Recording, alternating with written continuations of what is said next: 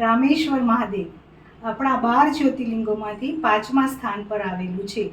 રામેશ્વર જ્યોતિર્લિંગનું નામ રામેશ્વર એટલે કે રામના સ્વામી એવું એના હિસાબથી રાખવામાં આવ્યું છે. કહેવાય છે કે ત્રેતાયુગમાં ભગવાન શ્રી રામે અહીંયા શિવજીની ઉપાસના કરી હતી અને ત્યારથી અહીંયા ભગવાન રામેશ્વરના નામથી સ્વરૂપથી અહીંયા બિરાજમાન છે. જય રામેશ્વર મહાદેવ. ઓમ નમઃ શિવાય. આપ સૌ જાણો છો કે મહાદેવના આરાધ્ય પ્રભુ શ્રી રામ છે અને પ્રભુ શ્રી રામના આરાધ્ય મહાદેવ સ્વયં છે. બે એકબીજાના આરાધ્ય છે.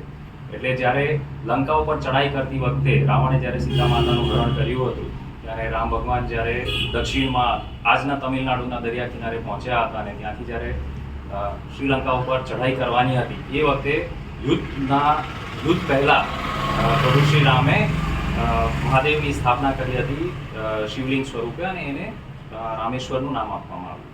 હર હર મહાદેવ. હર હર મહાદેવ. હર હર મહાદેવ.